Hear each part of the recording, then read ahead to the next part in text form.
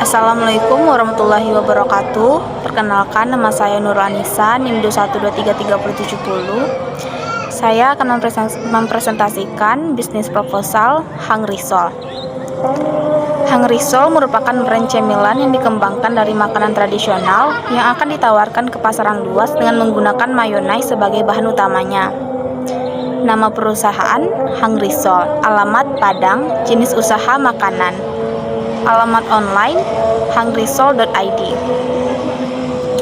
Latar belakang, semakin berkembangnya zaman dan teknologi dengan adanya kegiatan pasar bebas, maka kita dituntut harus dapat mengembangi dengan kemampuan dan skill agar kita mampu memanfaatkan peluang usaha terampil dan profesional. Selama ini masih banyak orang yang berpikiran bahwa risol adalah salah satu jenis makanan yang sudah biasa dan mudah dibuat. Oleh sebab itu, tidak mengherankan jika banyak yang menjual makanan satu ini. Tetapi, jika kita tidak dapat mencermati dan memanfaatkan setiap peluang usaha yang ada, sekecil apapun usaha itu, maka usaha risol dapat menjadi suatu yang spesial. Karena kami mengolah dengan topping yang berbeda dengan yang lainnya dan dapat dijalankan setiap hari. Dari kesadaran tersebut, di atas kami berniat mendirikan dan menjalankan beberapa usaha yang bergerak di bidang bisnis makanan, yaitu bisnis aneka jajanan yang kami beri nama Hang Risol. Tujuan usahanya yang pertama untuk menambah penghasilan, yang kedua untuk belajar berwirausaha, yang ketiga untuk menyediakan jajanan sehat dengan berbahan tepung, yang keempat untuk membuka lapangan pekerjaan baru, yang kelima untuk menciptakan inovasi kuliner baru dan digemari, yang keenam untuk mengurangi tingkat pengangguran, dan yang ketujuh untuk mengurangi beban pengeluaran. Manfaat dari usaha yang pertama, manfaat ekonomi. Usaha risol mayo ini cukup menjanjikan karena untungnya yang dapat cukup besar. Saya menawarkan jasa COD, cash on delivery, juga untuk masyarakat sekitar Kota Padang agar memberikan kemudahan bagi pelanggan dengan memberikan harga yang murah tapi dengan produk yang tidak murahan. Dengan kata lain, kualitas produksi terjamin kesehatannya. Dengan usaha ini diharapkan dapat memberikan keuntungan. Yang kedua, manfaat sosial. Yang pertama, bagi pemilik, dengan melihat peluang ini diharapkan usaha ini dapat menghasilkan keuntungan yang besar lewat penjualan yang stabil setiap harinya. Keuntungan yang dapat diperoleh oleh pemilik usaha yaitu dapat menjadikan sebagai pengalaman dalam berbisnis, serta dapat menjadi pembelajaran dalam menjalankan bisnis-bisnis yang lain yang lebih besar. Yang selanjutnya, bagi masyarakat, menjadi alternatif bagi masyarakat untuk memenuhi kebutuhan makanan gorengan. Selain itu juga secara tidak langsung dapat membuka lapangan kerja bagi masyarakat yang membutuhkan pekerjaan, karena apabila usaha ini telah berkembang maka membutuhkan tenaga kerja untuk membantu dalam kelancaran usaha. Bab 2, gambaran umum rencana usaha. Yang pertama, ada nama produk dan karakteristik produk. Produk ini memiliki nama dagang usaha Hang Risol dan dipadukan dengan isi mayonnaise dan isi daging dan sosis. Yang kedua, keunggulan produk dengan dibandingkan dengan produk lain di pasaran.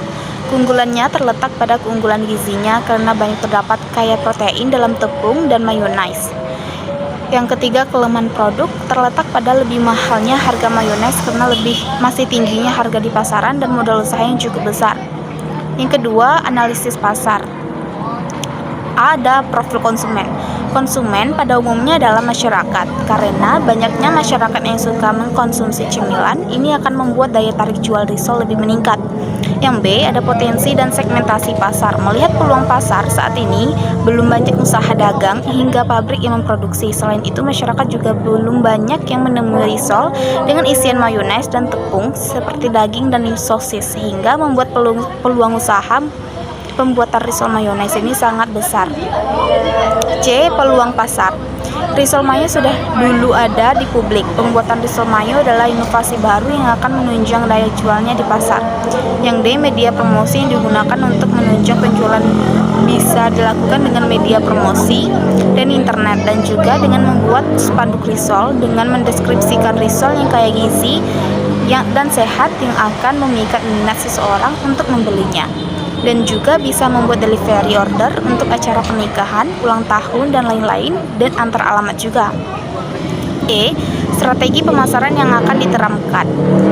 dengan pemasaran langsung dan tidak langsung. Pemasaran langsung bisa dengan cara promosi secara langsung kepada konsumen, dan pemasaran tidak langsung bisa dengan penempelan brosur. B. Rencana produksi dan kapasitas produk. Bahan utama yang akan digunakan adalah tepung, telur, mayonaise, smoked beef, sosis, saus, keju, dan lain-lain. Kapasitas produk pada satu kali produksi adalah sebanyak sekitar 50-100 risol mayo.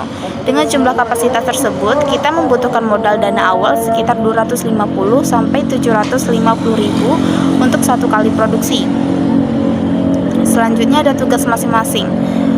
Jabatan yang pertama ada direktur, bertugas untuk mengatur seluruh operasional suatu perusahaan, baik dari segi SDM maupun non-SDM, dan juga harus mengatur strategi perusahaan agar maju dibandingkan dengan perusahaan yang lainnya. B. Manajemen pemasaran, bertugas untuk menerima atau mengurus pesanan atau order dari toko-toko atau konsumen. C.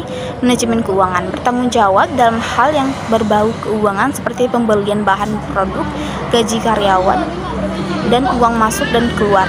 D. Manajemen operasional, bertugas untuk memproduksi barang-barang dan harus mempunyai kemampuan dalam membuat suatu barang sehingga barang yang dihasilkan bermutu dan berkualitas dalam segi pembuatan barang tersebut.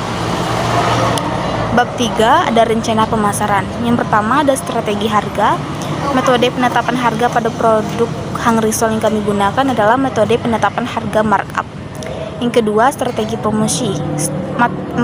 Metode promosi yang kami gunakan yaitu promotion mix. Yang ketiga, ada strategi distribusi. Strategi penetapan distribusi yang kami gunakan yaitu strategi struktur saluran distribusi. Yang keempat, strategi position. Metode pendekatan positioning yang akan kami gunakan pada produk Hangrisol adalah metode fungsional, konsep, dan pendekatan lebih banyak untuk lebih sedikit. Bab 4 ada rencana anggaran biaya dan perkiraan profit. Nama barang yang pertama ada kulit lumpia seharga 12.000,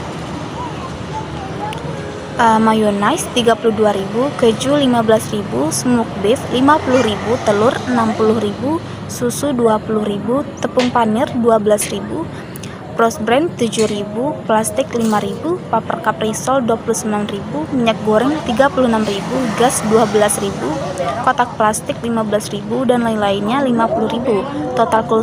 Total keseluruhan biaya 724.000.